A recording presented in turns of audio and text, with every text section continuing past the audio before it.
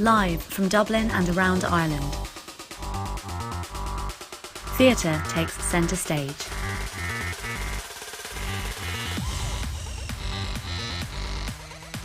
Streaming live and focusing on the issues. The art, the craft, the makers. News, hot topics, and artist features. From theatremaker.ie.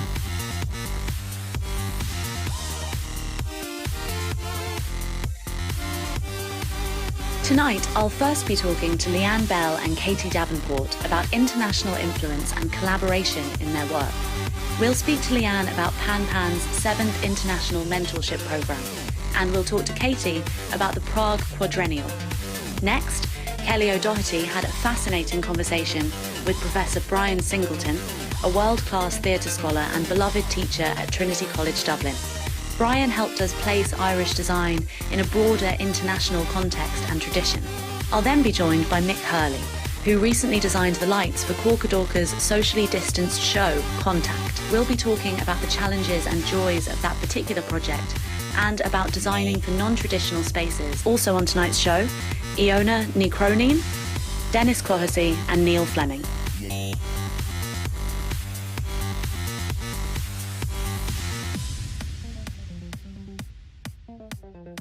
I'm Amy Kidd, and this is Stage Door Live for the 8th of July 2020.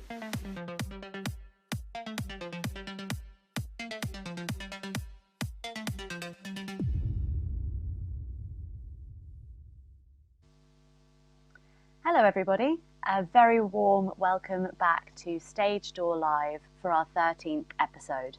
First thing is first, a great big enormous thank you to absolutely everyone who has joined our new Patreon community. Your support is truly invaluable, and of course we love connecting with our viewers, so do check out our Patreon and keep chatting to us on social media because we really do love hearing from you. As always, we've got a fantastic group of guests joining us this evening to talk about designing the new stage as we cautiously navigate our way out of lockdown. But first, let's take a look at this week's theatre and arts news.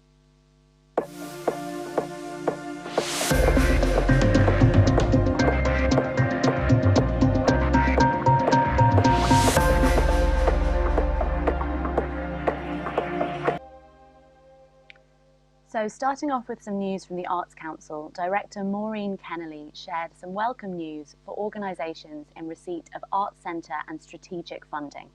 To allow extra time for planning in the wake of the coronavirus crisis, the deadline for Arts Centre and strategic funding has been moved back to October 22nd.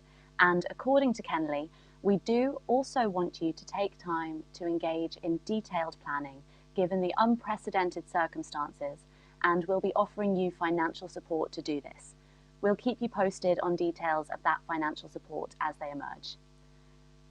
Also on Thursday, new Minister for Media, Tourism, Arts, Culture, Sport and the Gaeltacht, Catherine Martin, released a statement welcoming the Minister of State Chief Whip, Dara Clohessy, TD, to the department. Clohessy will oversee the Gaeltacht, the Irish language and sport. Minister Martin noted the report of the Expert Advisory Group to the Arts Council and said, "I look forward to working with all the stakeholders to implement the full range of measures set out in the programme for government to address the needs of the arts sector at this time." The producing force behind Cork's award-winning theatre company Corcadorca, Finn Flynn, is leaving the company for a fresh challenge. Finn Flynn has been manager of Corcadorca for 17 years, working alongside artistic director Pat Kiernan. During this time, the company has built a reputation across Ireland and beyond for quality and innovation. The company's most recent work involved community reach performances unique in Ireland during the pandemic to ensure theatre remained alive in the city despite the COVID crisis closing down the traditional venues. Finn will be leaving Corcadorca on Friday, but says she looks forward to being in the audience for their future shows. The company will be actively recruiting in the near future, and in the meantime, the transition process will be overseen by independent producer Maura O'Keefe. We also must offer congratulations to the cast of Normal People for 3 nominations for the 2020 TV Choice Awards, including a nomination for Best New Drama, Best Actress for Daisy Edgar-Jones, and Best Actor for Paul Mescal. Huge well done to everyone involved. In programming news, the Cardiff Sligo Arts Festival kicked off today with an online programme of literary, music, performance and family events.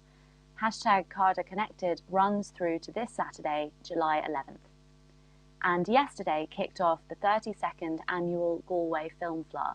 Founded in 1989 as part of the Galway Arts Festival, it is being held completely online this year. The Flár runs through this Sunday, July 12th. We'll include links to the lineup for Cardiff Connected and the Galway Film Flár in the video description for this episode later tonight. Now let's take a look at some theatre news from around the rest of the world. Some welcome news for our viewers in the UK with the announcement of a £1.57 billion rescue package intended to keep the UK's arts sector afloat. The package includes a £1.15 billion support fund for cultural organisations in England, consisting of £270 million in loans and £880 million in grants, as well as extra money for devolved administrations, with £97 million for Scotland, £59 million for Wales, and £33 million for Northern Ireland. The rescue package comes after the Scottish Government's announcement of a £10 million dedicated fund for performing arts venues, staff and freelancers. Northern Ireland also allocated a £4 million lifeline for the arts as part of the executive's June monitoring round. But is it too little too late? A number of theatres in the UK announced closures and mass redundancies, including the permanent closure of Nuffield Southampton theatres, and the National Theatre announced on Friday that its team of 400 casual staff will be made redundant at the end of August. The private sector has taken notice of the situation in the UK as well. A private fund specifically for individuals working in the arts has been announced by the Society of London Theatre and UK Theatre, established with a £500,000 donation from American streaming giant Netflix.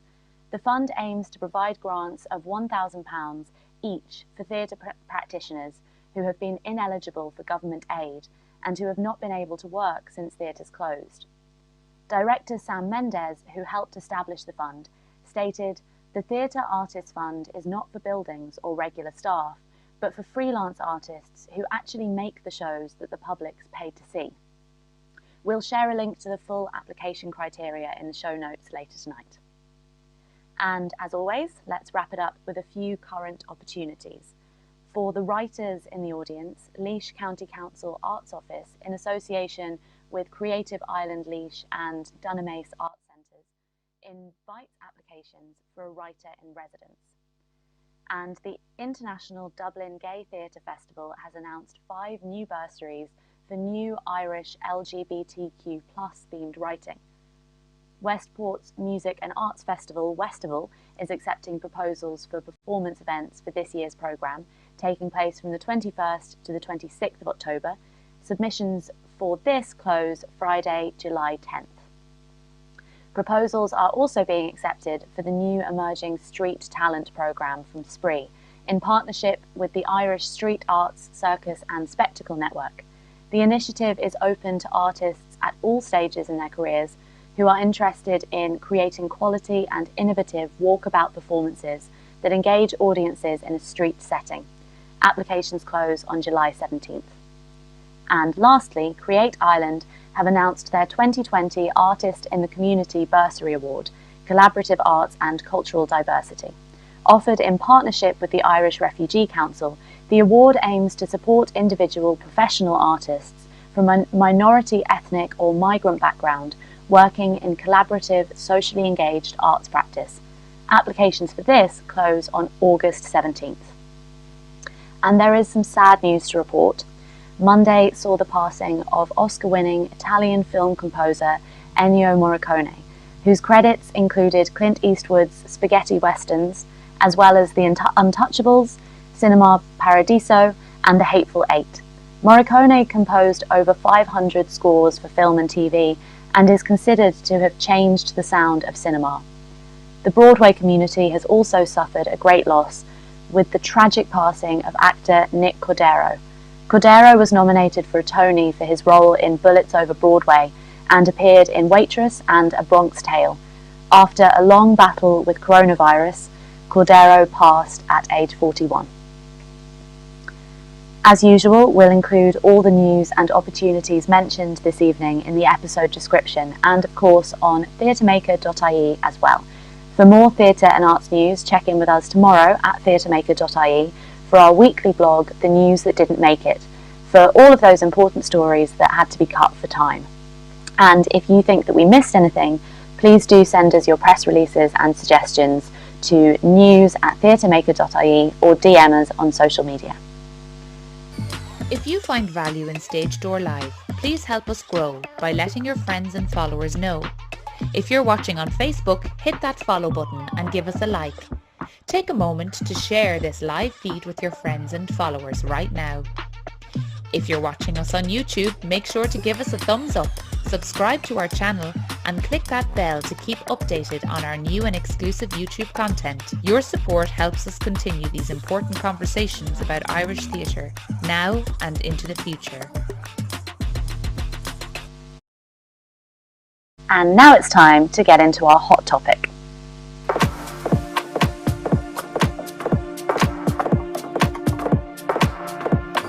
If you find value in Stage Door Live, please help us grow by letting your friends and followers know.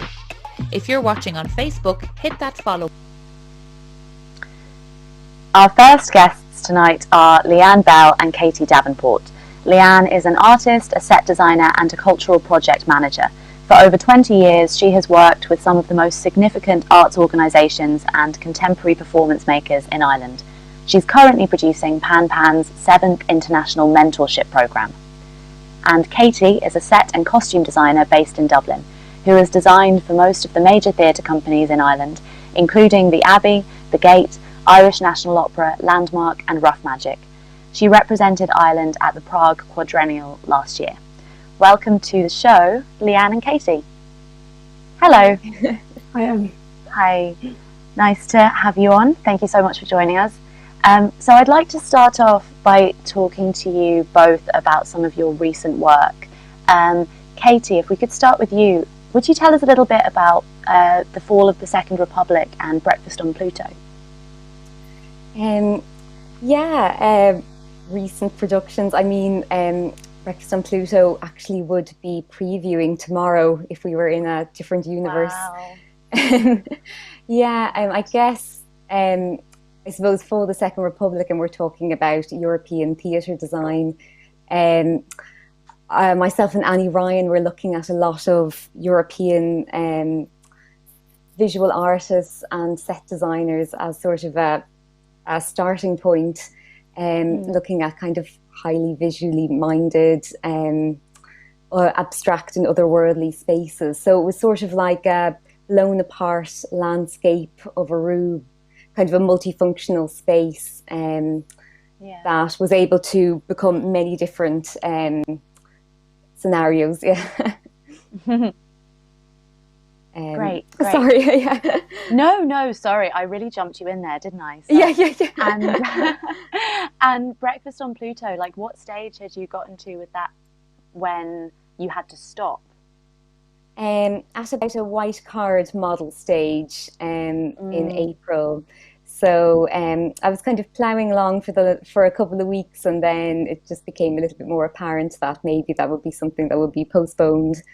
So So that was the status of that. And Lian, would you tell us a bit about PanPan's 7th International Mentorship Programme, which you're working on at the moment, I understand? Yeah, sure. Just firstly, it's Lian, just to correct your pronunciation. Okay. Thank you so much for correcting me. I'm so sorry that's been wrong. That's okay. Sorry to start off on that note. No, thank you. I've been the producer for PanPan's International Mentorship since the beginning, basically. It came out of Pan many years ago ran a kind of a mini festival called the Dublin International Theatre Symposium, which was a way for them to introduce some of the interesting contemporary theatre makers that they met while they were on tour around Europe, particularly, to bring them back to Ireland and to introduce them and their work to Irish artists. And the mentorship, I worked on that way back in the midst of time when I was in college. And the mentorship was kind of taking that ethos and bringing it on. So the idea is about us bringing an international theatre director or maker of standing to come to Ireland over a course of about 6 months to work with about 4 or 5 Irish theatre makers on developing very early stages ideas. And we're just coming to the end of the 7th one, and we're already have plans for the 8th, which will be opening later this year. Mm-hmm. Amazing. And on kind of international, going to segue nicely, I wanted to talk to you a bit both about your international connections and experiences and how these have expanded your practices. So I'm going to go back to Katie. Let's wait for the screen to bring her on. So Katie, last year you represented Ireland at the Prague Quadrennial. Could you tell us a little bit more about that, what that was, what it involved? Yeah, I was one of 7 designers representing Ireland at the Prague Quadrennial, which is an international exhibition of performance design and space. And it was held about this time last year. And well, the Irish exhibit was presented in virtual reality. It was curated by Joe Mangan in association with the ISSSD, the Irish Society of Stage and Screen Designers, and it was funded by the Arts Council and Culture Ireland. And the piece met designers in their place of work, in studios, on stages, in a virtual space. So it was like a 360-degree visualization of, like, we were in Kieran Backnall's model box. We were surrounded by Emma Kirwan in Dublin Old School in upstairs in Project. So you were sitting on a swivel chair with an Oculus headset, just kind of interacting with all of the virtual reality. Sounds amazing. I've never experienced virtual reality. It's definitely something I want spooky to as well. But so I was one of 7 with Sarah Jane Shields, Catherine Fay, Kieran Bagnall, Peter Power, John Clohessy, and Niall Ray. And yeah, I mean, it's just an amazing opportunity to be able to exhibit on that kind of platform, because it's you're really open to a really big scenographic community. It's a place where lots of workshops and talks and performance art happens all out of the blue. You're also in Prague, very beautiful. It's amazing.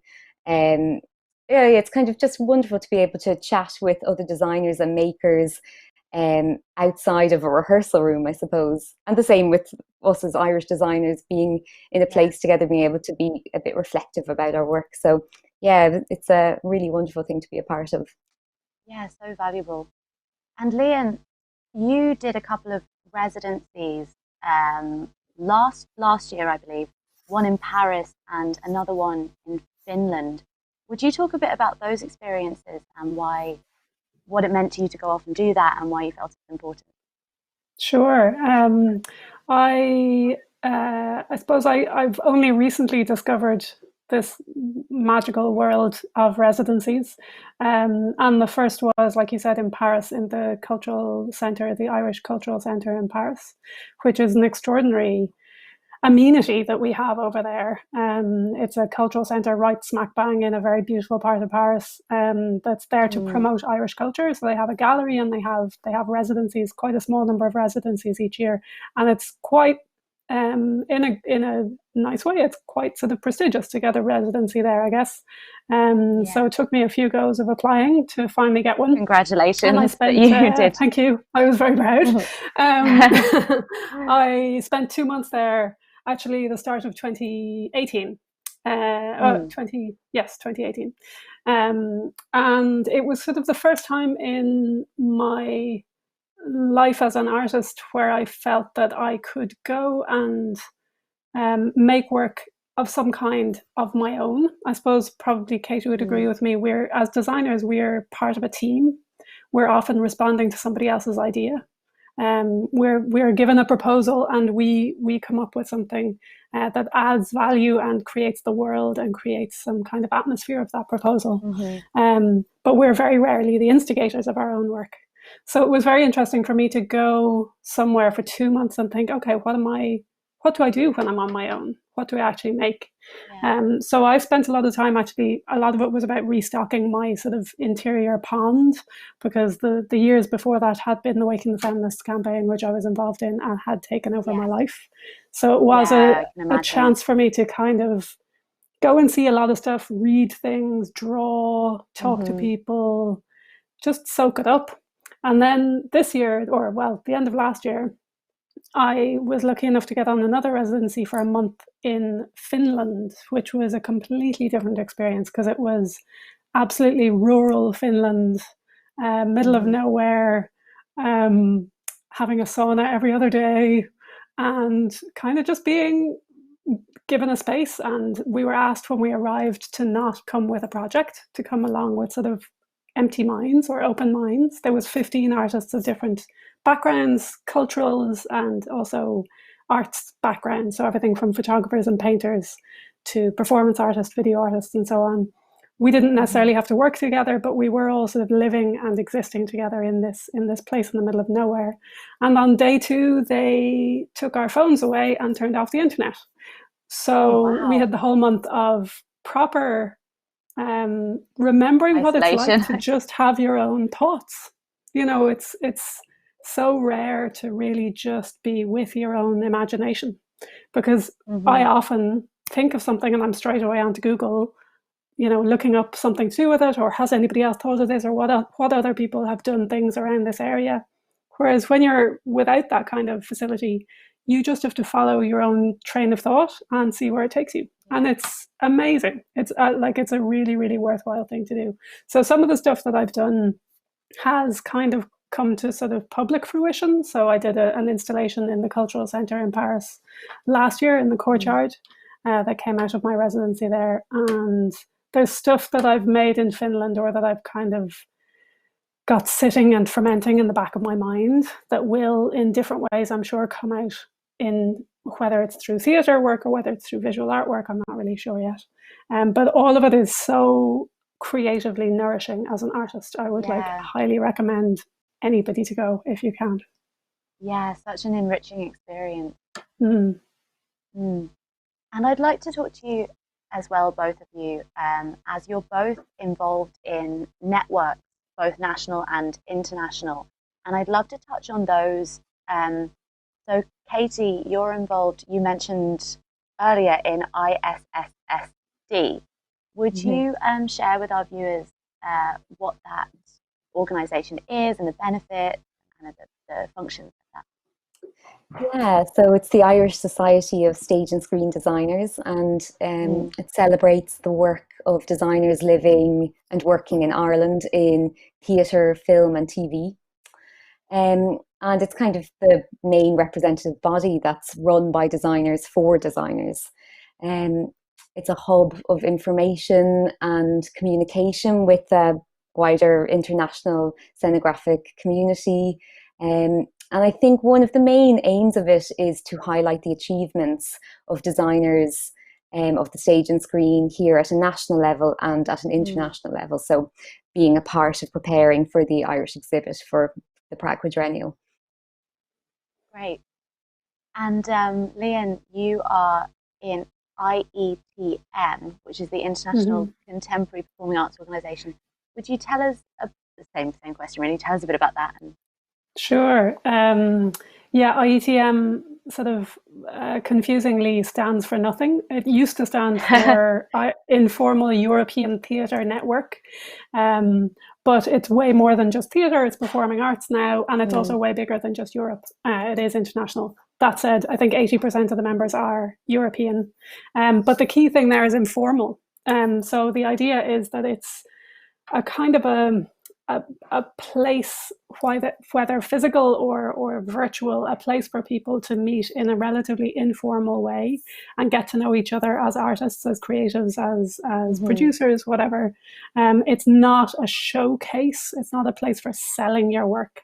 So what they've been doing, I mean, everything is now changing in the post-COVID world. So IETM itself will have to change. But what they've been doing up till now is having 2 big meetings a year, each one in a different city, usually in Europe, usually one sort of Eastern Europe and one sort of Western Europe, roughly. And you would go to those, they'd be kind of conference type events. There would be a lot of talks and gatherings. There would also be sort of local work by local artists.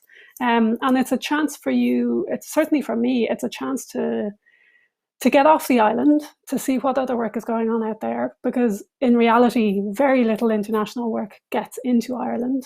There's very few festivals that have the facility, have the money to be able to bring artists in.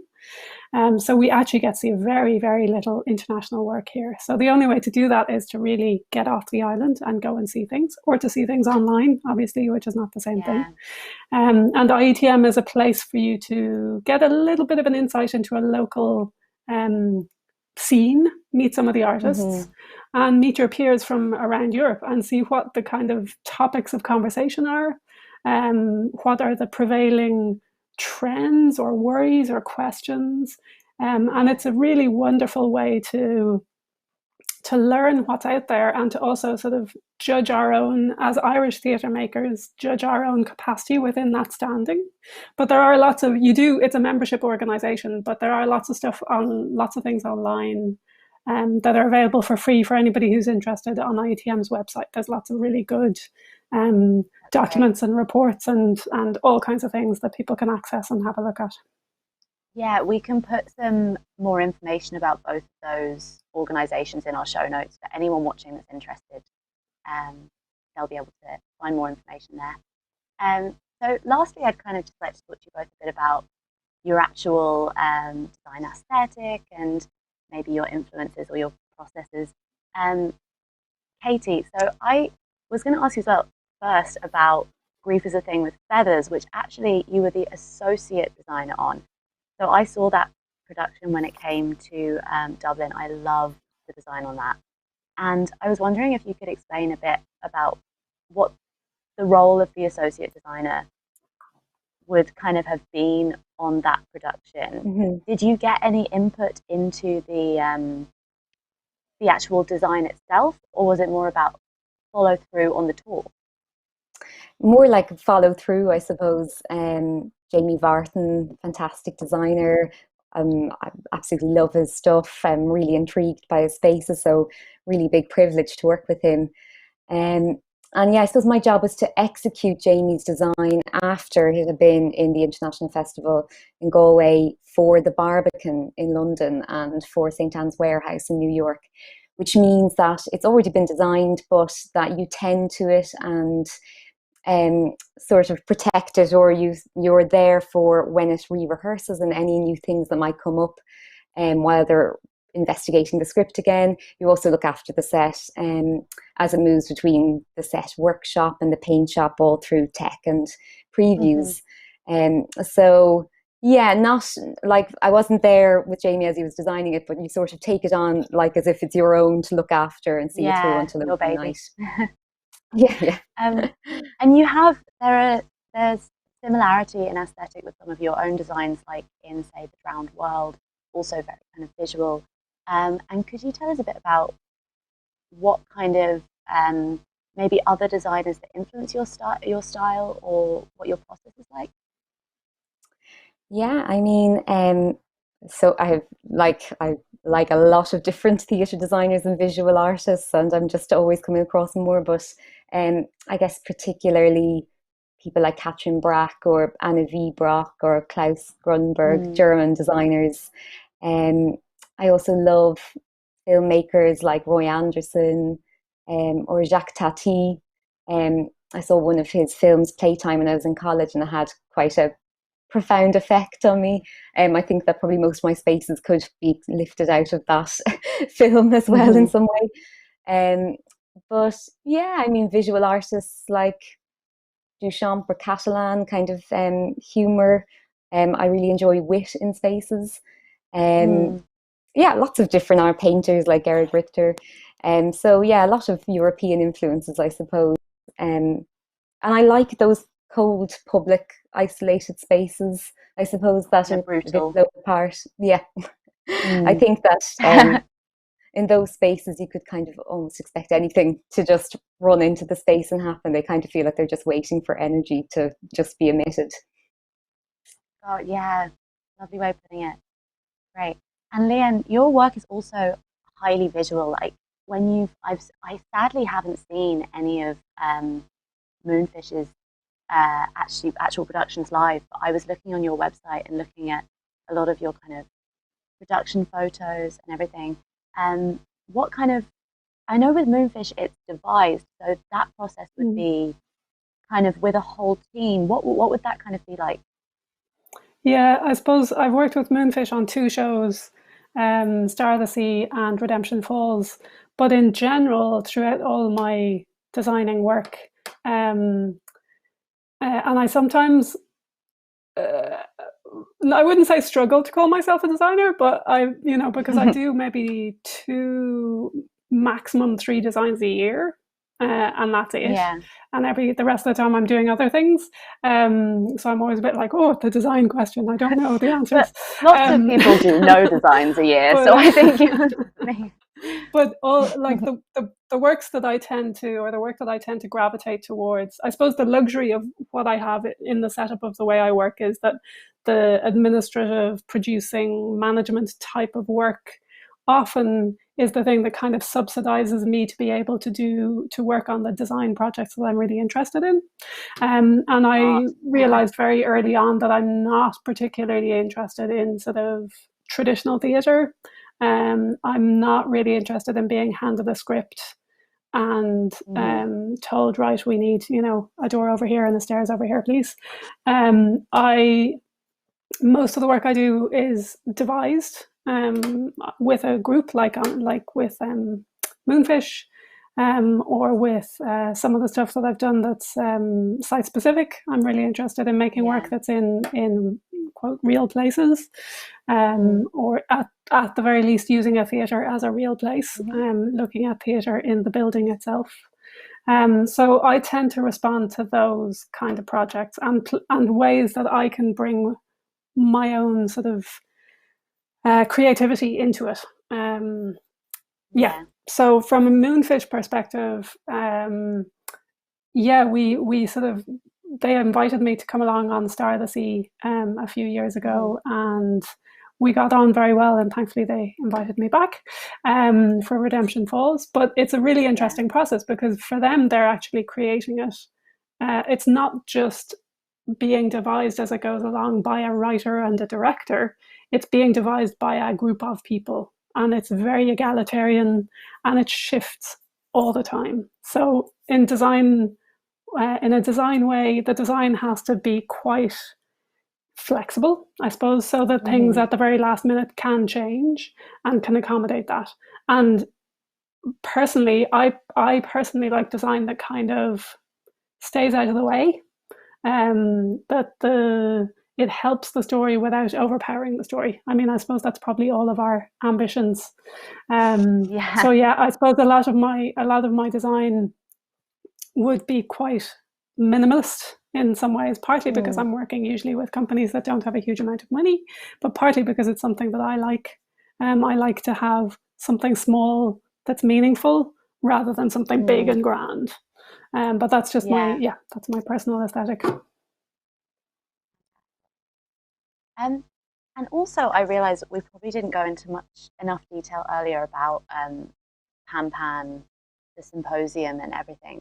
Would you mind going a little bit more in depth about that? That's kind of your baby, that project. Yeah, sure.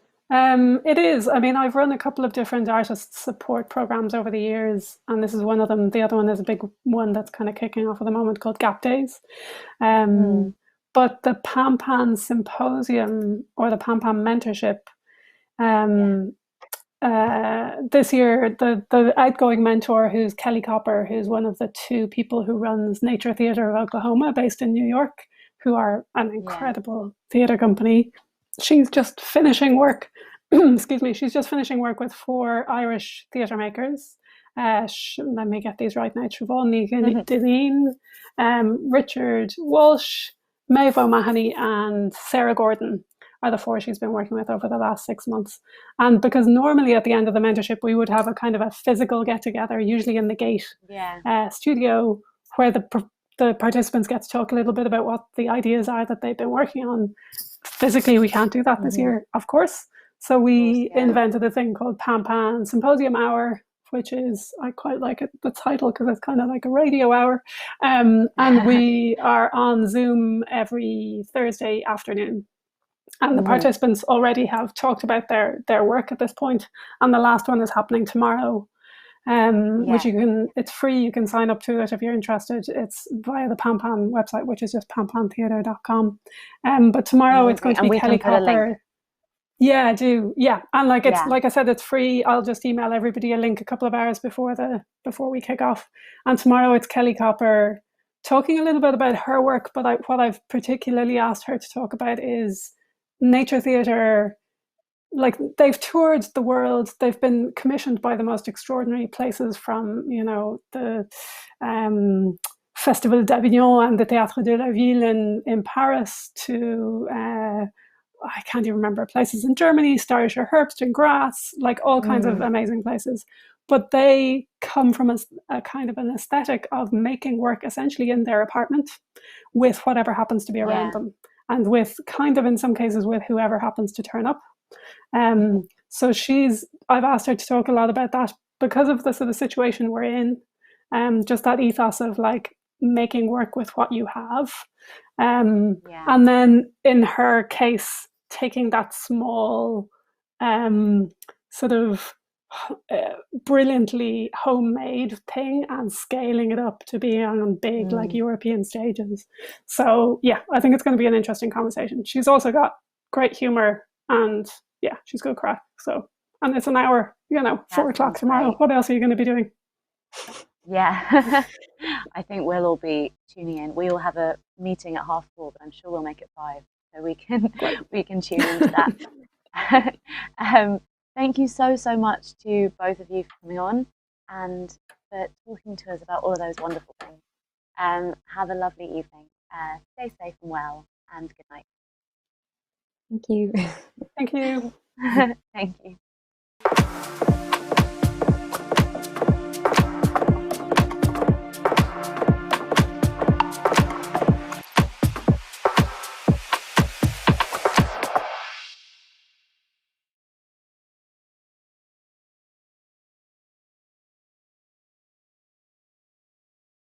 To Pan Pan's International Mentoring Programme straight after the show, in the usual places.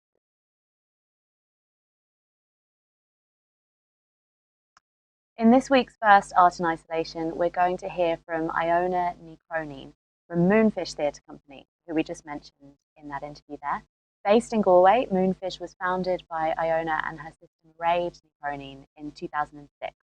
Most recently, Moonfish's adaptation of Redemption Falls from the novel by Joseph O'Connor ran as part of the 2019 Galway International Arts Festival and in Dublin Theatre Festival at the Abbey.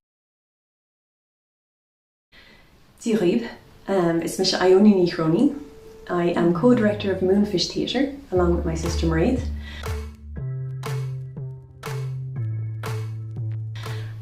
It's called Ionia Ni Chroinin. And we work as an ensemble. So we devise work in the room together as an ensemble, usually based on a text, and the process we use is quite a drawn-out process because we like to involve every member of the ensemble and crew in the process pretty much from the word go. So Moonfish is a bilingual company. We often work through Irish and English within the rehearsal room, even if the production we're working on is not necessarily a bilingual production. We believe that Irish is something that belongs to all Irish people, even if you don't speak it. It's still a part of your culture that you should feel like you can enjoy. in some way, even if that means that you're just listening to it. So we create pieces of theatre that we hope are accessible to people, whether they have Irish or not. And this is the way we work in the room as well. So all members of our ensemble speak Irish, but not necessarily to the same degree. And some of our ensemble members have learnt Irish in the room, and we're all improving, I think, all the time as we work through Irish. So it's something that's very close to our hearts. Agus Denis í labhairtean chumainic agus is féidir. When you're creating a piece that is bilingual, that poses challenges, but we quite enjoy those challenges, and it's something that really fuels our creative process. When we create shows bilingually, in Gaeilge agus in Méarla, an rud a dhéanamid ná, tá muid gcónaí gur bailí aimsiú leis an scéala insint gan fogla. So we try to tell the story without words. So often when we come into the room, and for the first period, we might focus on the text, but then for the next period, we often put the text to the side, find the imagery, the sounds, the movement that we have kind of gleaned from the text through the previous process, and try to create as much of that without words as possible. So what we're trying to do is build a layered theatrical piece that will speak on a number of levels. Agus mar sin ní bhíonn Gaeilge tastal ó gach. So you can watch the show even if your Irish is minimal. But there's a lot of ways that we use things like subtitles, imagery, music, song, as ways of translating scenes that happen in Irish. Yeah, so we enjoy messing around with that in the rehearsal room a lot. We spend a lot of time playing with that. And we really think of all the different theatrical languages as languages within the room. So it's not really a bilingual show as much as a multilingual show, and that's kind of how we think about it. Tá Moonfish Theatre in agus cíne sin go mid goléir gachtain na go buintach lo do chud is mú leis an ggólacht táid sin cinenne íana a bheith lonnaithe in Gaeilge mar Allentóirí. And I suppose I can really only speak for myself in terms of why I decided to be based in Galway as an artist. But for me, it was a choice that had a lot to do with the kind of theatre that I wanted to create, and also with, I suppose, the energy of Galway itself, which is where I grew up. So of course there's also the draw of home and the feeling of community that when I was away in Scotland I missed, and I really enjoyed coming back to Galway and kind of settling back here. But it does allow us as a company to access the Irish language in a very particular way. Tá an Taibhhearc Loni in Gaeilge, that's the National Theatre for the Irish Language. Agus dús a bhí muid ag pléileo sin, agus de bhí sin an himúil a bheith cinál ag gaibbrú leis an Taibhhearc. Dúspóir a bhí mar gaibbrú an drama Nábhairte an Phobal ar mar an 2009, and then later on we worked with them on Star of the Sea. So they were co-producers of that, and that was a really interesting experience for us, and I suppose brought our work along with other circumstances. I think brought our work to another level at the time and allowed a wider audience to access it. The interesting thing about the way the ensemble formed is that when we initially started the ensemble, we didn't intend to necessarily make bilingual work or work in Irish, but it just so happened that the people who we gathered around us and who became part of the ensemble all happened to have Irish or were interested in using the Irish that they had.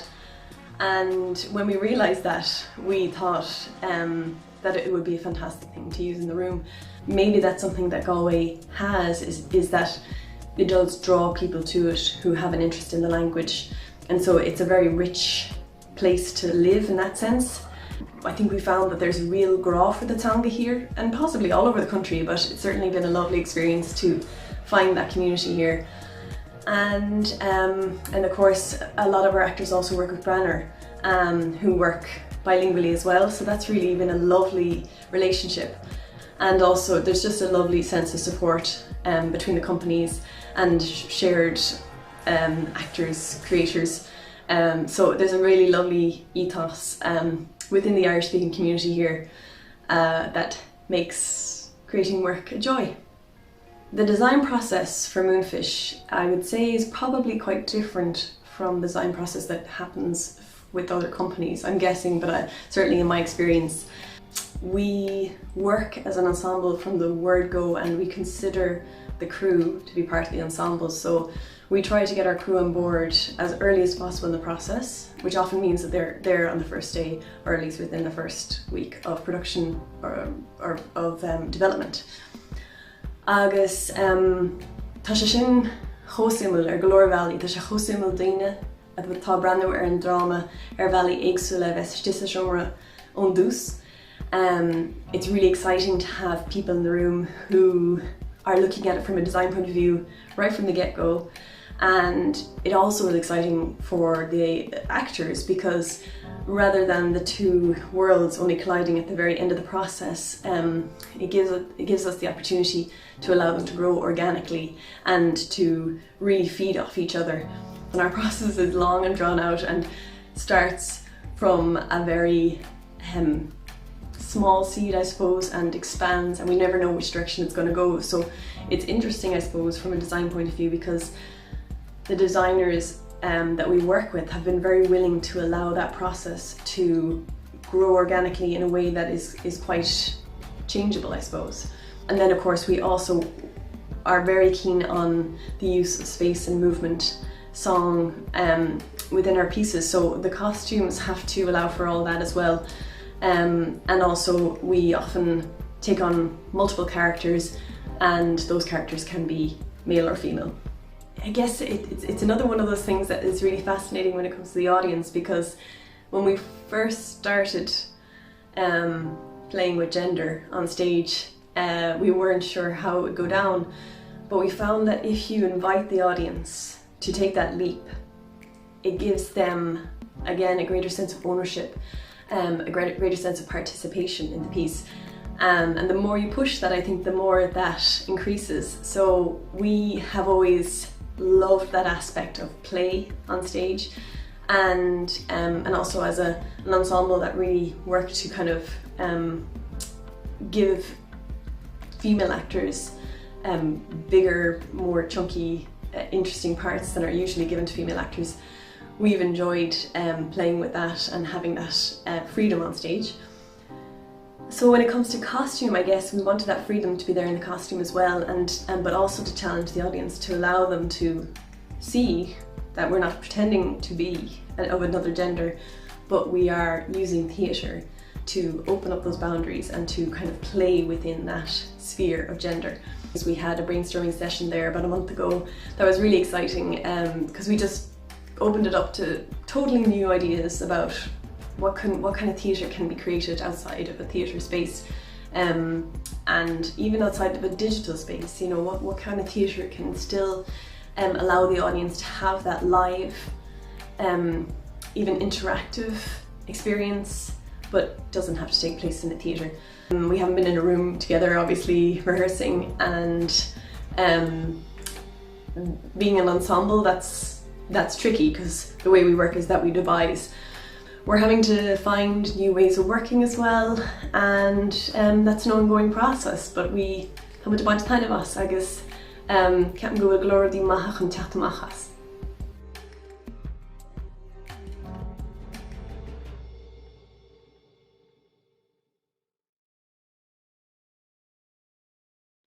Thanks to Ionia and Moonfish for sharing that with us. We cannot wait to see what's ahead. Links to Moonfish's website will be available in the show notes after the show.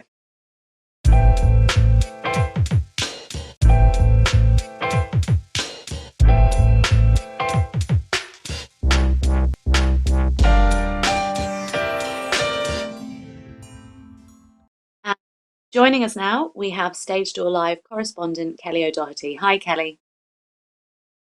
Hello, Amy. Hello. I hear you had a really great chat this week. I did. I was talking to the lovely Brian Singleton this week about all things theatre. Beautiful.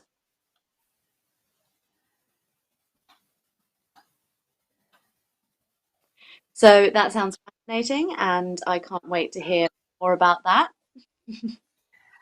Yes. So, yes. So Brian was a treat to interview this week, an absolute treat. And we talked about all sorts under the sun, every topic that you can imagine, but a lot about design, which is obviously what the topic is this week. So let's have a wander over and see what he has to say. Lovely. Brian, how are you doing today? I'm good, Kelly. Thank you very much for inviting me. It's wonderful to have you. Well, it's my pleasure. So, Brian, in your work as an educator, you've brought international theatre practices to students in Trinity and the Lear. Why do you feel this is important? Well, I felt as it was important right from the period when I was a student, and that's many decades ago. I studied, you couldn't study drama in Ireland at that time. I went to London to study drama, and I was exposed to so many international experiences. Obviously, London Theatre in particular, the National Theatre, the Royal Shakespeare Company, it was, they were performing all the time. So that was like a level of quality that I thought was extraordinary. But it was the international companies that came in for festivals. Those are the companies that I remember most. Was the Rustaveli Theatre from the Soviet Republic of Georgia, doing a production of Richard III, which I'd never seen anything like it in my life. And I also saw Beijing Opera, Peking Opera. Again, it blew me away. So what was different about those productions? What was it that you hadn't seen before? Well, it was. I'll include a third one, is Ionia Ni Chroinin's theatre, Théâtre du Soleil in Paris. That it was, there was the language obviously was different. It was in translation. Shakespeare was in translation, but they all had a freedom, a physical freedom. The actors seemed to have that, and also they transplanted their productions into various designs that I had not seen. I mean, they put saxophonists on the stage in Georgia. It was a blend of kind of jazz and theatre, and it was a mixing of forms. And also with Mnouchkine, there was a live percussion, with the percussionist responding to the actors, and the actors responding to the percussionist. And also those actors I saw in Paris were athletes. They were athletes. They could do triple somersaults and jump. It was do the high jump and act as well. So, I mean, I was seeing all that when I came to Dublin 30 years. It's exactly 30 years ago when I came back to Ireland to work at Trinity. That was part of the job spec, was to bring in international theatre into the education. So off I went. They gave me some money, not a lot, but I went to India for a while and worked with the Indian Council for Cultural Relations. They organised a lecture tour for me, and in response, they brought me to theatre companies all over several places in India, and they performed for me. I had these personal performances for me, and then they gave me videotapes. So I took the videotapes back home, and this was the first time, pre-internet, that students were able to see what was going on in other countries. That's amazing. And what do you think what was the benefit of those students seeing those performances, do you think? What, for example, the Asian traditional theatres of Mnouchkine, what was the benefit of that for them? Well, Mnouchkine based all her work on actual study of No and Kabuki and Kathakali and all those theatre forms from the East, and then created a kind of fusion theatre. And that because we'd never seen it before, it was all very exciting. Now, politically today, you can't really do that. But it was, for me, I studied Kabuki because of Mnouchkine. I studied No because of Mnouchkine. I went to the source and studied the source, and I trained as a No performer. What was that like as an experience? I worked, well, it was a reciprocal arrangement. There was a theatre director very well renowned for his productions of Beckett. He was the Japanese director of Samuel Beckett. And we had a relationship with him through a Chinese design teacher, Chisato Yoshimi, who worked in Trinity College for about 20 years. So a lot of what her influence very much influenced students, and so we got a Japan Foundation Artists Fellowship, both of us, being the director, and I went to Japan, and the two of us studied with a no sensei, a no teacher, one of the top no teachers, literally in his house. He had a no stage in his house, and we went there every morning for 3 or 4 hours and trained in 2 roles. And the idea was to come back to Dublin, and the Japanese director, would direct 3 short plays by Yukio Mishima, who was a 20th century novelist who actually wrote modern no plays. So we did that, and that was for the opening of the Samuel Beckett Theatre. That was the very first show in the Samuel Beckett Theatre. Wow. So I produced that. That's I was a producer. Opening. That's incredible. Yeah. If you look at Irish theatre, particularly at the work of Yeats, and I studied his plays. I've been in the National Library and looked at everything he's written about no theatre, and he's actually drawn the no stage. He really understood no theatre, and about several of his plays are no dramas.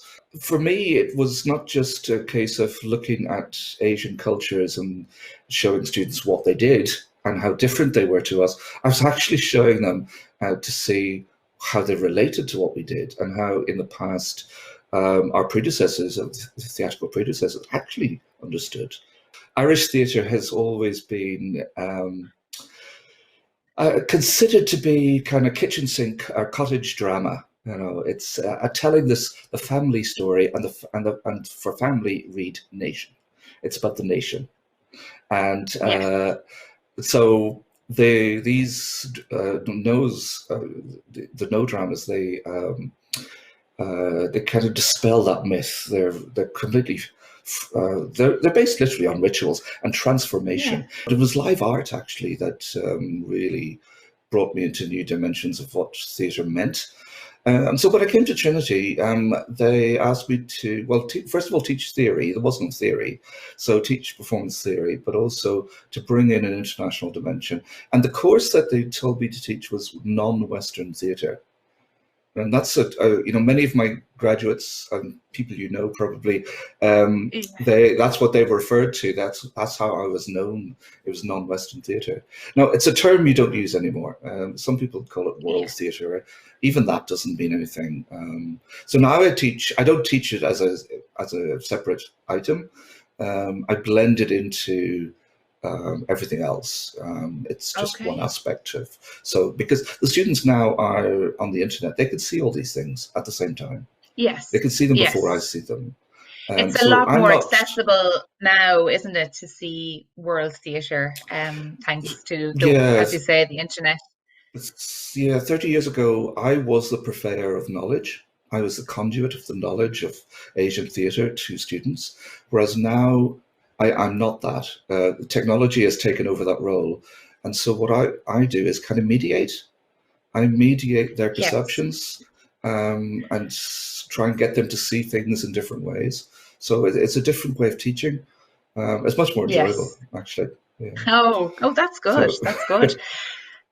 So as we were kind of talking about earlier, but in the last 20 years, thanks to companies like Pan and the Dublin Theatre Festival, there's been a greater intercultural exchange in design.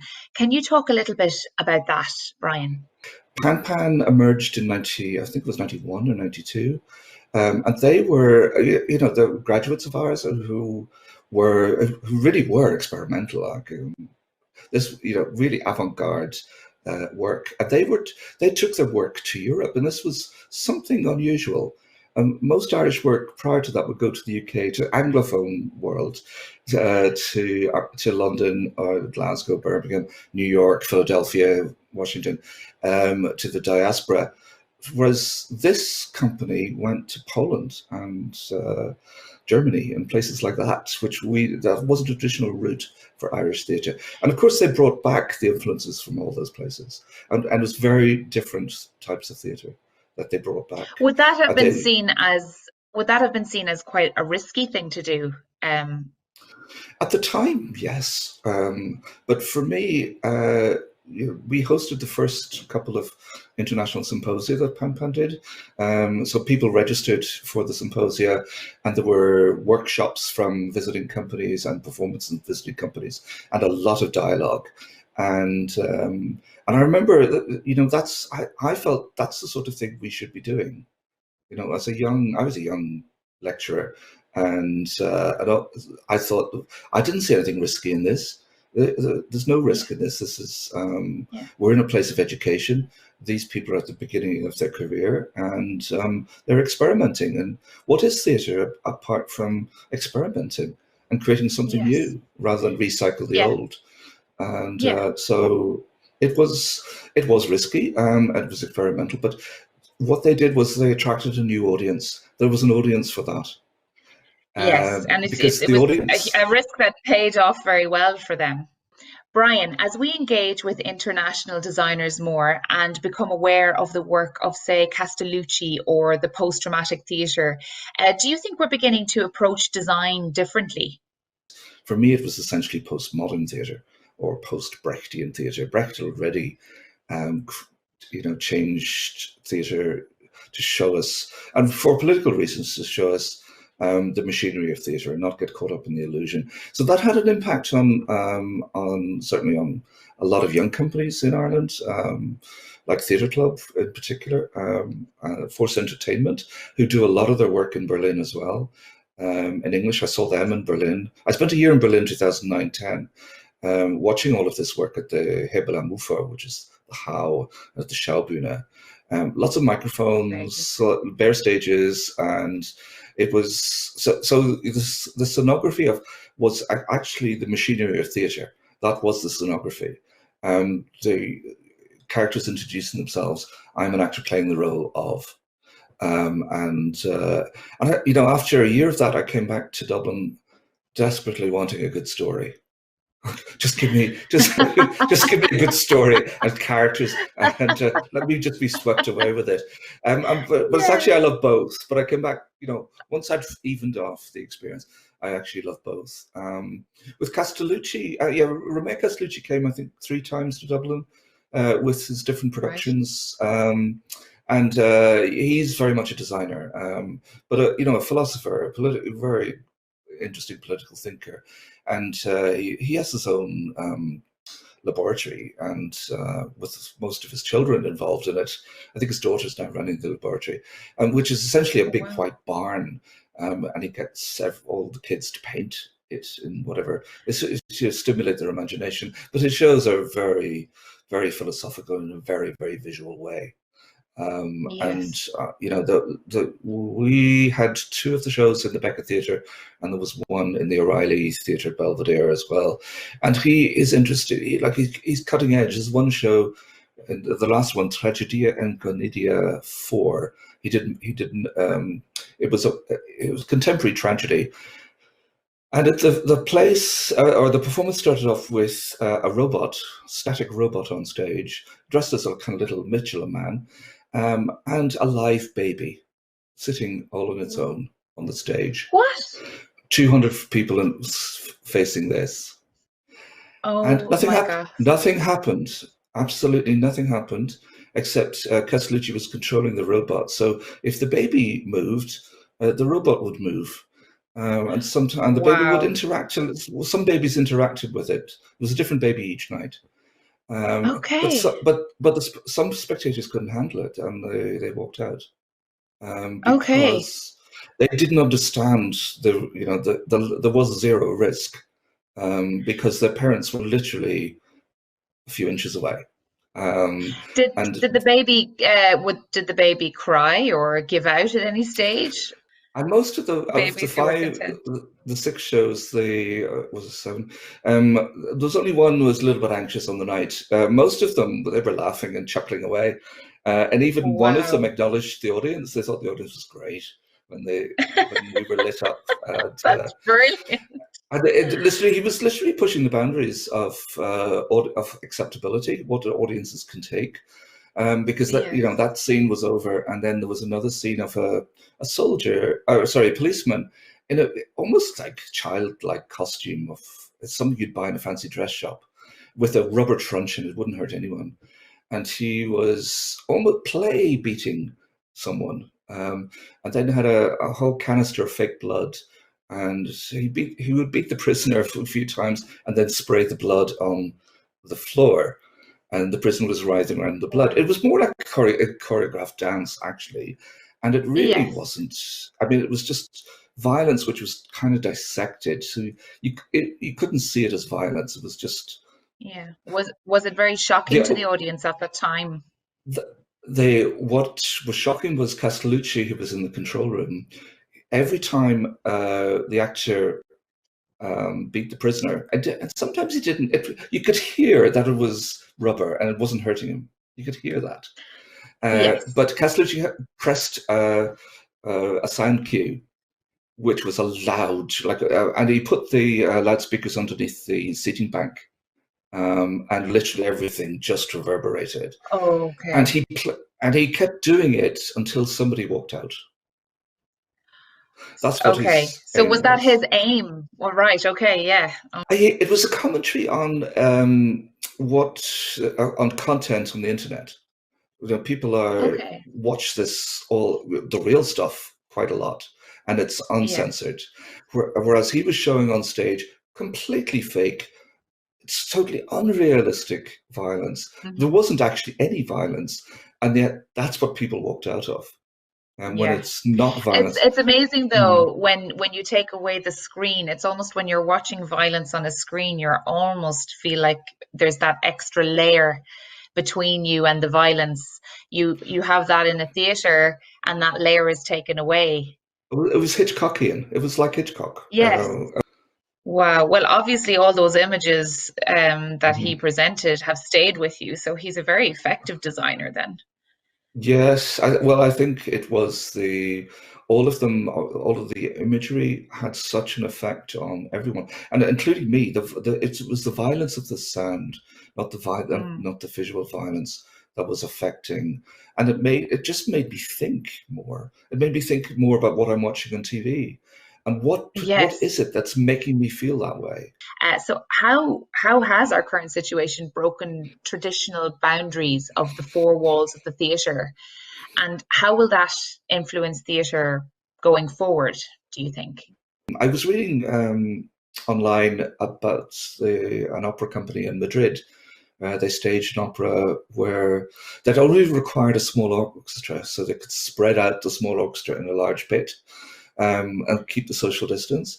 And then the actors, of course, in opera, when you're singing, there's a lot coming out of the mouth that could be potentially dangerous. And so the soloists were all spotlit and socially distanced, and they created social distance into the dramaturgy of the presentation. Singers were singing to each other, but not actually beside each other. And that, for me, that's actually really interesting, because I teach, and one of my courses is visual communication. And what's more communicative, what's got greater communicative value, is when the spectator completes the image. If you give a whole image, we just take others, we recognize it. But if you don't complete it, if you take an element away from it, you're forcing us to complete it.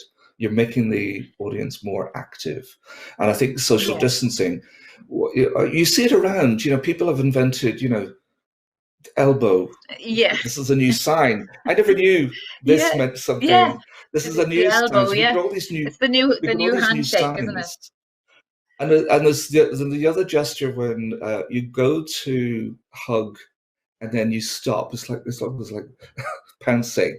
I'm seeing all these new gestures that are happening, and that might be a new vocabulary for us in the theatre. I don't know. So I think it will influence how we receive theatre, and also in terms of how it's created.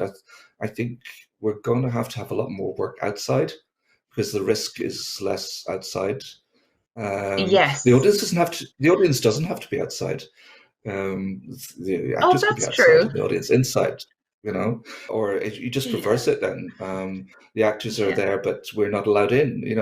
There's all sorts of ways of playing with it. Having a sparsely occupied auditorium is even more demoralizing for performers than having no one there at all. Completely. It's a lot. It's a much harder work for them to create that atmosphere for no atmosphere. Audience members who are who would be attending.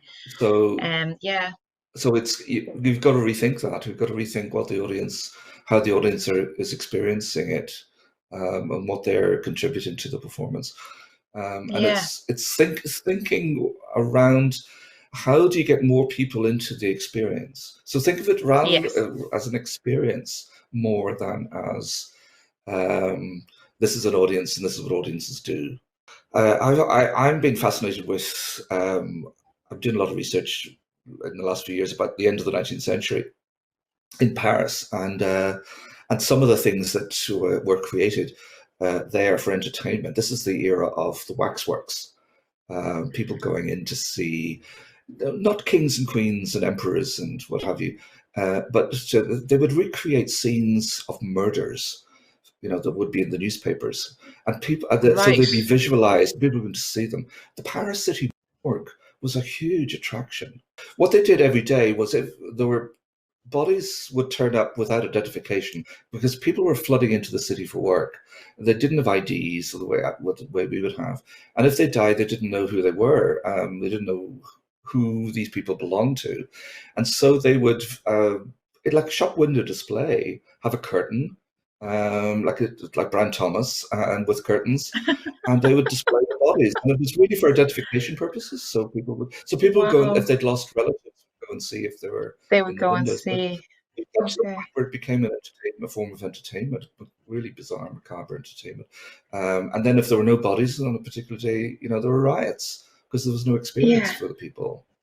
Immersive theatre is possibly, it's here already. It's been here for quite a while, for over the last 10 years.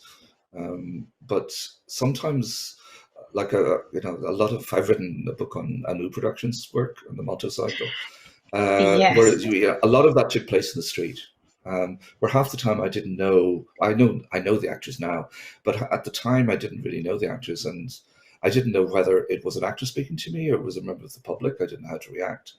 And then when I came out of the show, when the experience finished, and I wasn't sure whether it had ended, because I'm standing in the street thinking, it's not over, and I watched everything as performance. And also at the end of each show, because we were all individuals, mostly individuals or in pairs, we would get together at the end. Because I would see these shows multiple times, and I always was desire to find out, what did you see? What did you experience? Yes, so because it was probably different for everyone and different every time it was performed as well. Absolutely, and they saw it in different routes, and experienced it differently. And then there were like performances just for one person that no one else saw. So there was this sharing of the experience that happened. I stood for hours one day on Foley Street, just chatting to complete strangers. And in fact, I walked with Laundry, which was set in the Sean McDermott Street laundry, the last one to be closed, the Magdalen laundry to be closed. I walked back with a man. There were three of us. There was a woman who was very upset by it, and she was in a caravan that they had. She went in for a cup of tea and a box of Kleenex, whereas she clearly had a relationship with the material that I didn't have, and I now know I do have, but I didn't actually know. And then I walked into town with a spectator, and I chatted all the way into town, and I talked about laundry and over again, and I'm still talking about it 9 years later. Yeah. I have one last question for you, and it's actually I have to say, I confess, it's shying a little bit away from theatre, but it's a guilty pleasure that I think we share. I hear that you are a fan of the Eurovision Song Contest, and that you have been going to it for many years, and talk about design and it being an absolute field day for any designer. When did your love of the Eurovision start? When I was 8. I was 8 years old. When you were 8. And I saw Sandy Shaw for Britain. Was it 68 or 67? Sang Puppet on a String. And I just switched to secondary school, and I was learning French from a native speaker. It was an experiment in the North at that time. They were putting native speakers into classes. And so we never spoke a word of English in a French class. And then suddenly I saw on TV for the very first time someone singing in French, and I knew the words, and I thought, wow, this is amazing. It's a spectacle, and it's glamorous, and it's wonderful, and I love this. And I fell in love with it, and then I actually was pushed into writing about it. So there's one of those many essays and things that I've written is several of them. My most downloaded essay of all the things I've written is about the Eurovision Song Contest. That's so funny! Oh my gosh! Yeah. Well, it just shows you how much of a wide reach the Eurovision has all around the world. You know, as I was starting the scholarship in around 2004-05, I started going to the shows. So the first one I saw was it the 50th anniversary concert in Copenhagen, which were all the stars from the past were there. And of course, I was in the second row. It was heaven. They were sitting beside me. It was absolute. But you were in the second row. Yeah, and oh my goodness, great seat. That's the power of being a fan and knowing people. And then I went to see the contest in Athens and Serbia and Belgrade. And I went to, if I got accreditation, so I was able to go behind the scenes and saw it being put together, and was in all the rehearsals for it as well. So I got a sense of the construction around it, and how it's not just a song. It's much more than that. It's several months of communication to an international audience. And probably the most exciting one of all was in Moscow, because they had virtually 2/3 of the world's LED on the stage, and that was a spectacle in itself. So wow, yes. We've just had an absolutely fabulous chat. I feel like we could go on for forever. We've gone from babies on stage, the Eurovision. Yes. We've talked, which didn't happen. The Eurovision didn't happen. No. I know, that was so sad. We talked about world theatre and the future of the Irish stage. But thank you, that was amazing. It was just an absolute honour and a privilege to chat to you today, and thank you so much for joining us here on Stage Door Live. Well, thank you, Kelly. It was this is the first time I've actually had a proper talk about theatre with anyone, so for quite some time, and it's an absolute pleasure to meet you, Kelly. It was absolutely wonderful to chat to you. Thank you so much. Wow, what a treat that was to get to talk to Brian Singleton. And I'm sorry, folks, at the top of that interview, as you may have noticed, there was a bit of a technical difficulty on my end. So I didn't get to give the legend the intro that he deserved, but by goodness, am I going to give him an outro. So Brian is Samuel Beckett Professor of Drama and Theatre and Academic Director of the Lear Academy at Trinity College Dublin, a former President of the International Federation for Theatre Research. Brian is author of over 100 books, chapters, articles and essays, and an expert on interculturalism in theatre. I honestly could have spoken to Brian all day. He was just such a gentleman. In fact, we edited this interview for tonight's live show, and in the next few days we'll be posting the full hour-long interview. Yes, I got to speak to him for an hour on our YouTube channel. Oh, that was such a fantastic interview, Kelly. And I guess, speaking of YouTube, this is a good opportunity to remind our audience to head on over to YouTube after this show, where they can subscribe to our channel and turn on notifications so they don't miss that extended cut. I think that's a good bet. Thank you very much, Kelly, and I'll see you next week. See you next week, Amy. Thanks a mil.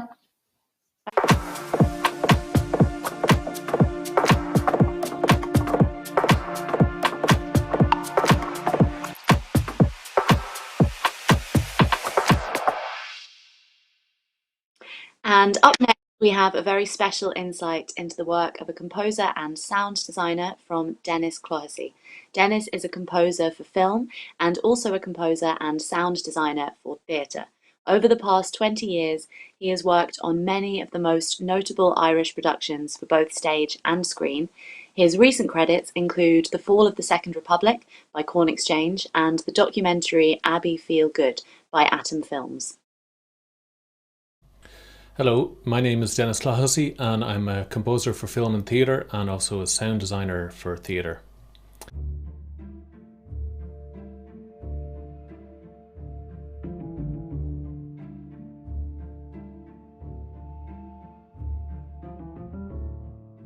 This is Fallow Table by Junk Ensemble, shot and directed by Luca Truffarelli.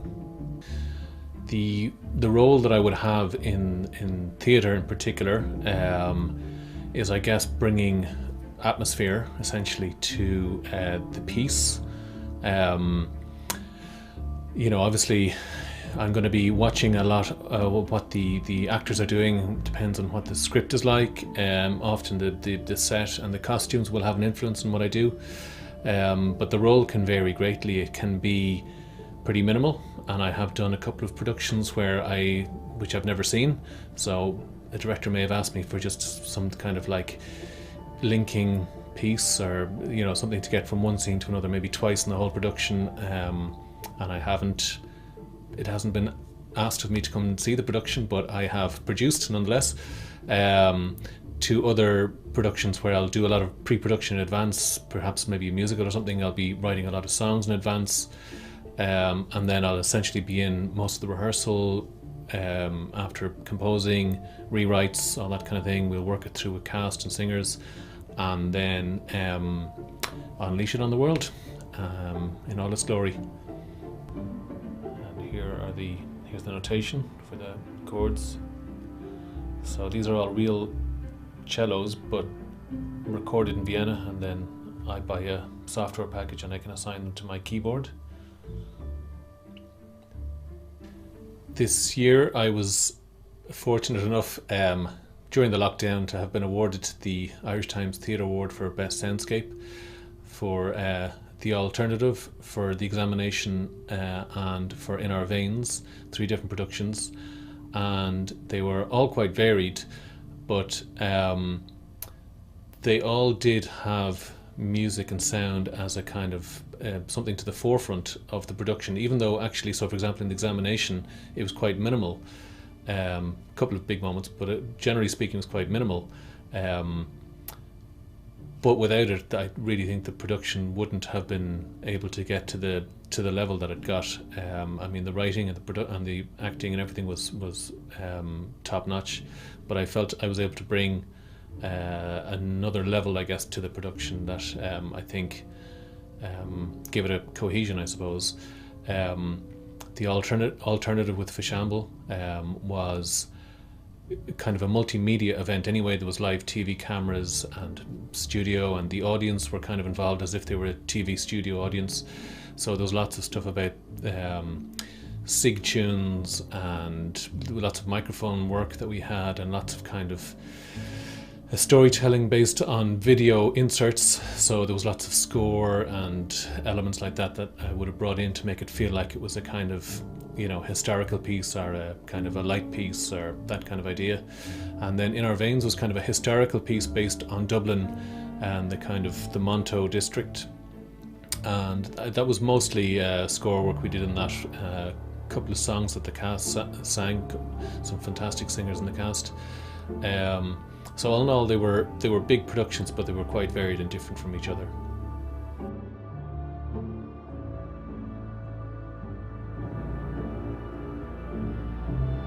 Pianos at the moment just playing very low in the background, kind of reinforcing some of the low string stuff that's going on.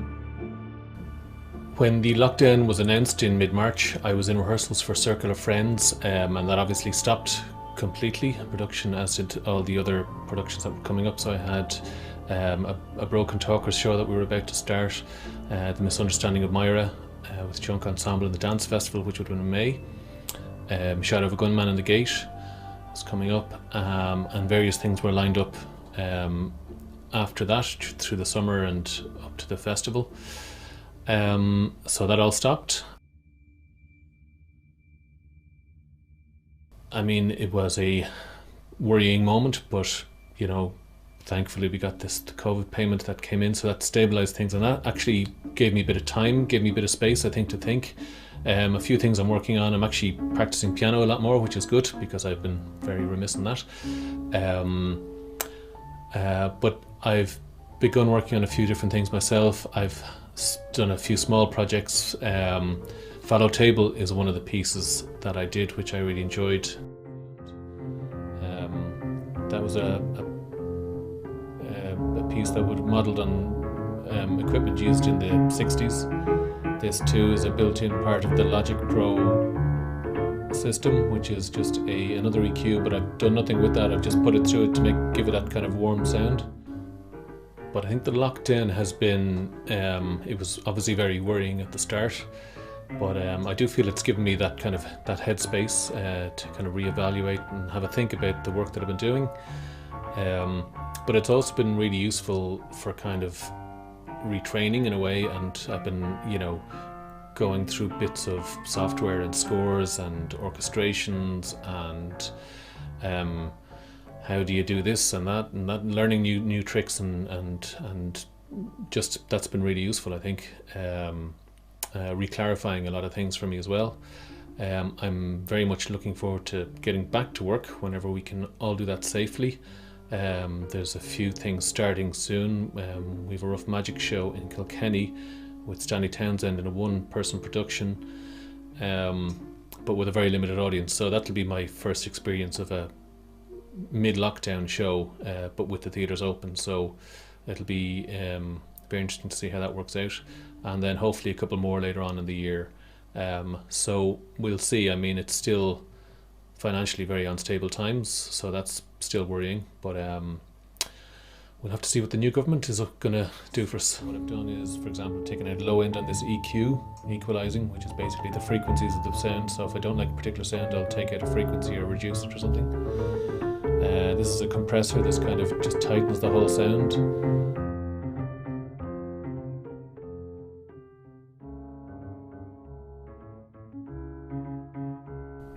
I also think that the lockdown period has kind of brought into sharp relief how vulnerable we are as a community.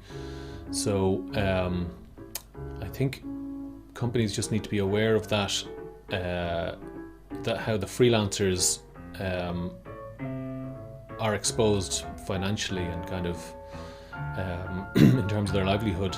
And I think Lian Bell made some fantastic points recently in an article for the Irish Times about that. We've always kind of plugged away from one gig to the next, and we're always so busy with each gig. I think it doesn't give us time to kind of hope and ask companies to make sure that they're doing their best, which I'm sure they are, but also their resources are stretched as well. So I think this will be, again, part of the new government's brief to try and focus attention on people that bring so much to the country and to our kind of reputation abroad. And as people keep saying, that we're always wheeled out, and various elements of our work is wheeled out at appropriate times to show how great we are. But, you know, are we being looked after in the right way, considering everything we do for the country?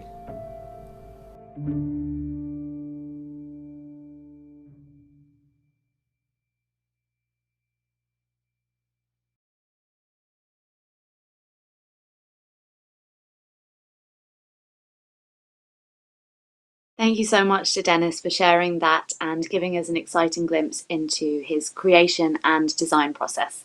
We'll provide links to Denis's website and Spotify account in the description box after the show.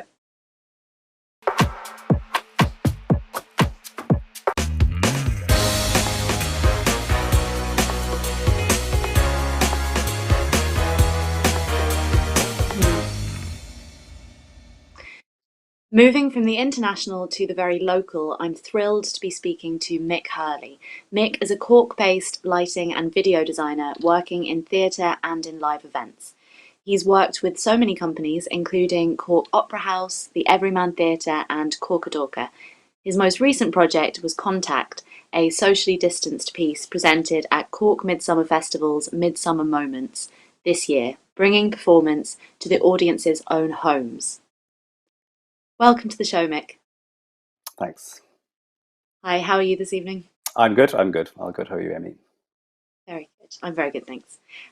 So you were the lighting designer on Contact, as I just said, and some of our viewers may remember Lorraine May, who came on the show and spoke to us about that production a few weeks ago.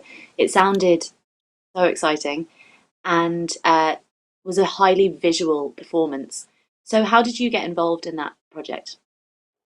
Well, look, I've been involved with a lot of Corcadorca productions over the years. I think Pat Kiernan from Corcadorca had been in touch with me earlier on the year about another production that unfortunately was shelved because of COVID-19.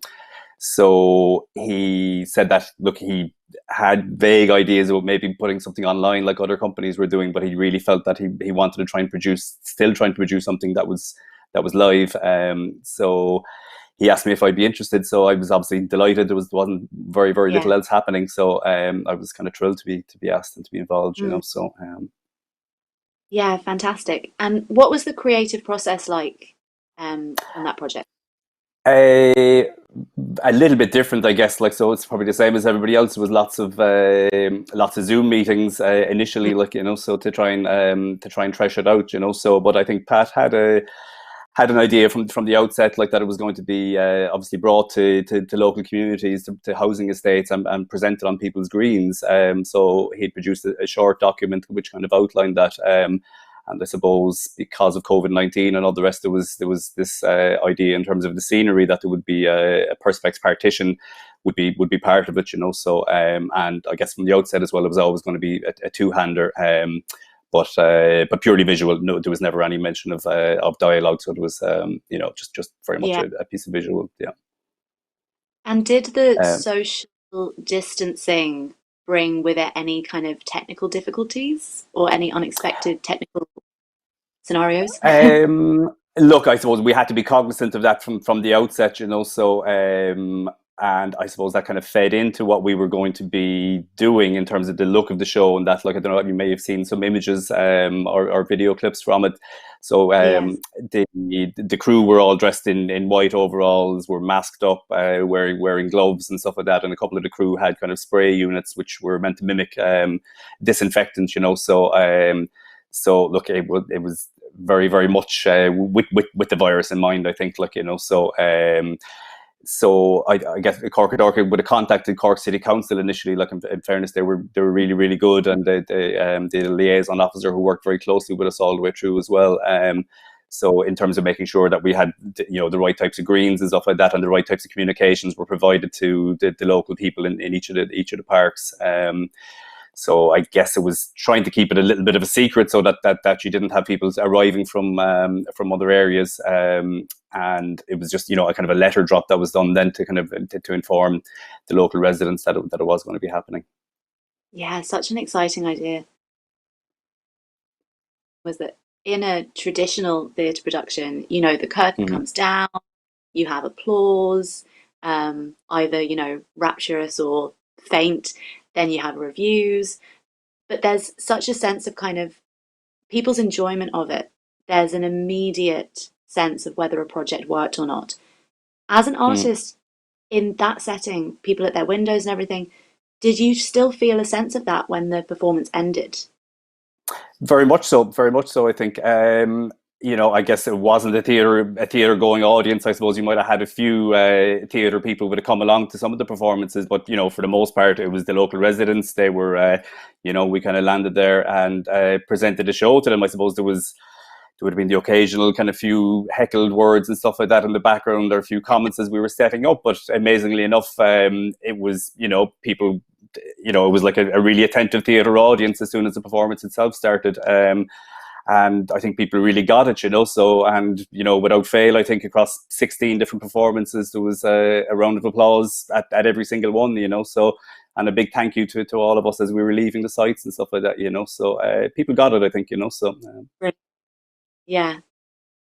And these kind of unconventional designs that people are having to come up with to adapt to this unprecedented global moment, do you think that these will exist, unconventional designs, I mean, do you think these will exist purely for the moment, or do you think anything will carry through and continue influencing design post-COVID? Well, look, I suppose Corcadorca is perhaps a kind of a unique company in that it's always been site-specific productions that they've done, well, for the most part anyway, and also probably certainly 75% or 80% of the productions they've done over the last 20 years have been very much site-specific on naval bases down here. I worked with a show called The Same a few years ago, which was in a decommissioned prison. All sorts of different sites. Like, so I think for Corcadorca, for Prague Quadrennial, this was, something that they're very used to. Was producing theatre in unusual locations. Yeah. I suppose maybe the exception with this is that we were bringing it to the people rather than the people coming to see it. But I think Corcadorca are well versed in presenting in this manner. I think so. And what particular challenges would tend to come up in site-specific performances that wouldn't necessarily come up in conventional theatre spaces? I suppose the elements is probably the main thing, So this again was a different type of production, and because it was the time frame was so short, the intention from the outset was that we would arrive on site, put the scenery up, have the lighting laid out, the performance complete, and be gone again within 35 or 40 minutes. And as it turned out, we were able to do that, So that was a huge challenge within itself, So, I mean, there was, close to 30 lighting fixtures, wireless control for everything. Everything had to be battery operated. So there was a big technical challenge and a lot of worry that the technology would be kind of robust enough to see us through these kind of quick fire productions or these quick fire performances, like 2 per night. But look, the technology did work. The elements were fortunately fairly good and fairly forgiving for us, So and we made it through. We did have to postpone or cancel one performance on one evening when the winds were too high for the scenery elements. But look, we got 15 out of 16 shows done, though, So and that's pretty good going. Absolutely, yeah. And what was the experience like of having kind of an audience present? For, like, usually the audience would not see the get in and the get out and the tech, but having people being able to walk by and see the magic being constructed, what was that like? I guess from speaking to people afterwards, they found it fascinating, But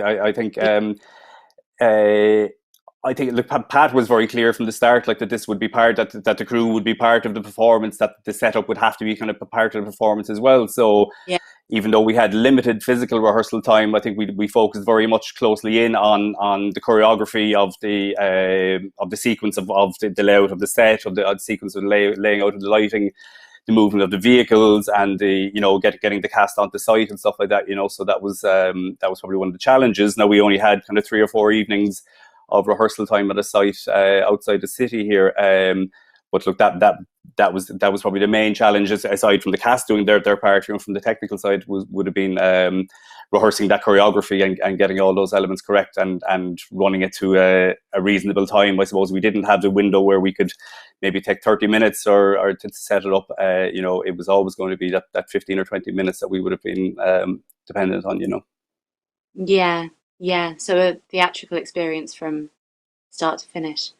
Absolutely, Amazing. Absolutely. I think, Yeah. And is there anything going forward post-COVID that you'd really love to see in kind of the world of design?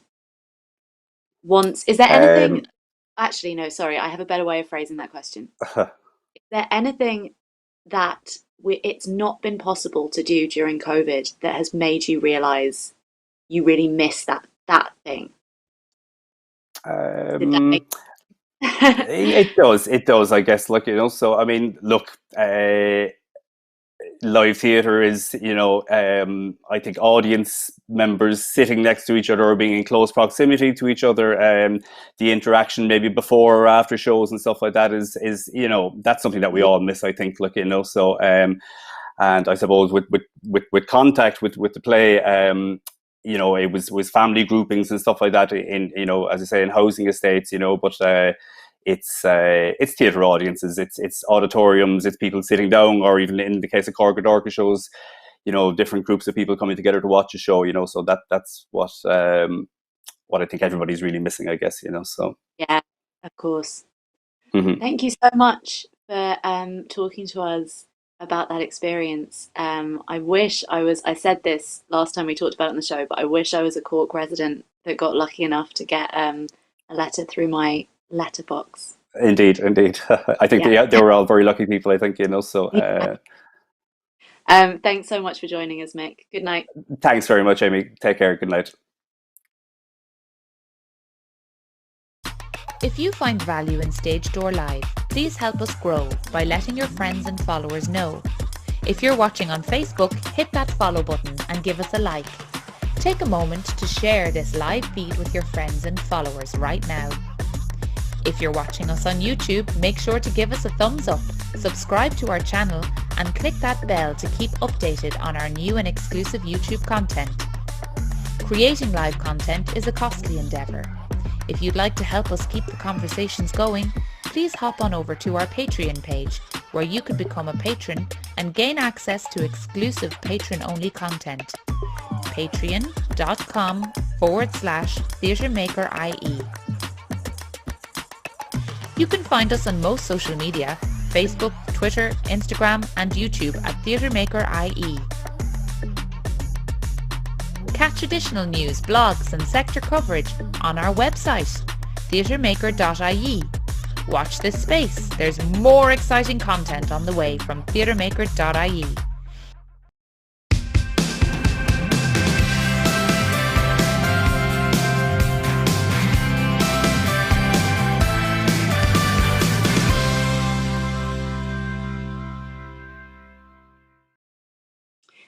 From 1997 to 2002, Apple Computer used the slogan, Think Different.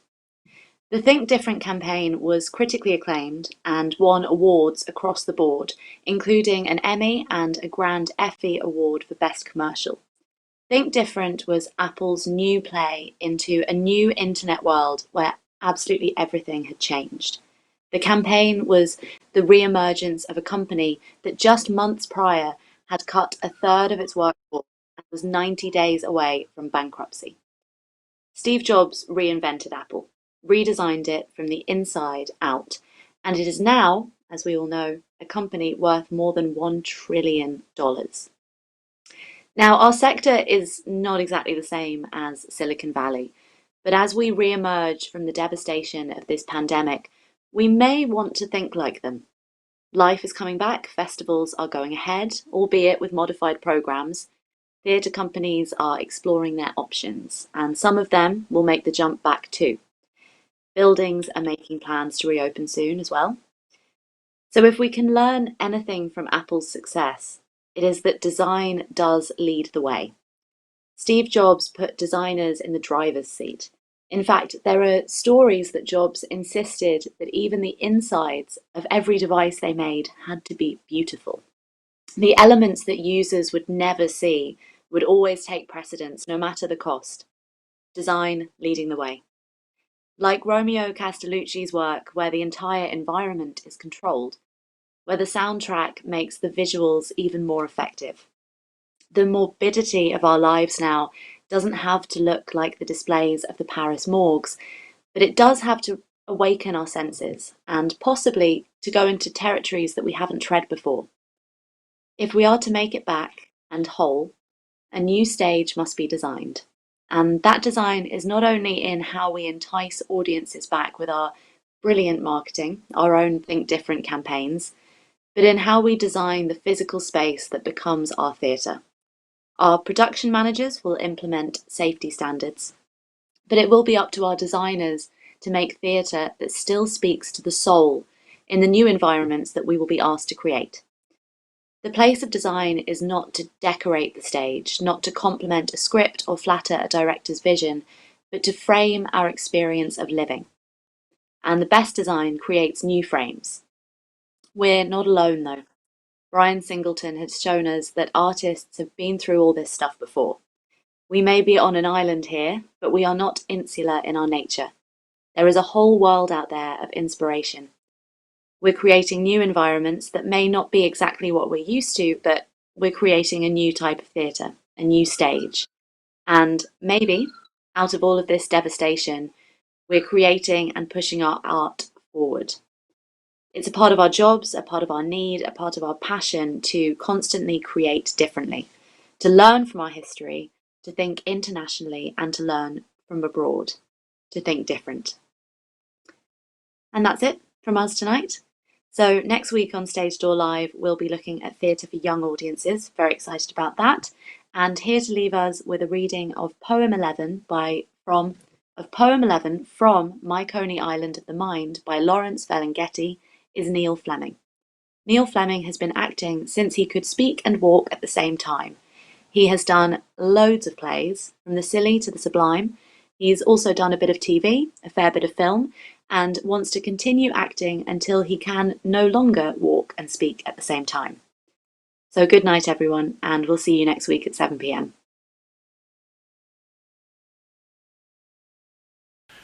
Hi, my name's Neil Fleming. I am going to read a poem by Lawrence Ferlinghetti from My Coney Island of the Mind. It's poem 11 in part 3, Poems from Pictures of the Gone World.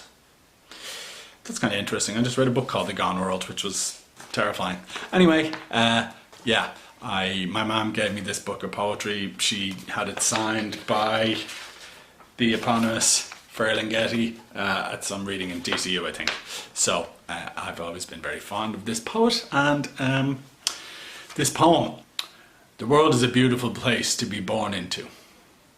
If you don't mind happiness not always being so very much fun. If you don't mind a touch of hell now and then. Just when everything is fine, because even in heaven, they don't sing all the time. The world is a beautiful place to be born into, if you don't mind some people dying all the time, or maybe only starving some of the time, which isn't so half so bad if it isn't you. Oh, the world is a beautiful place to be born into, if you don't much mind a few dead minds in the higher places, or a bomb or two now and then in the upturned faces, or other such improprieties as our name brand society is prey to with its men of distinction and its men of extinction and its priests and other patrolmen, and its various segregations and congressional investigations and other constipations that our fool flesh is heir to. Yes, the world is the best place of all for a lot of such things as making the fun scene and making the love scene and making the sad scene and singing low songs and having inspirations and walking around looking at everything and smelling flowers and goosing statues and even thinking and kissing people and making babies and wearing pants and waving hats and dancing and going swimming in rivers or picnics in the middle of the summer and just generally living it up. Yeah, but then right in the middle of it comes the smiling mortician.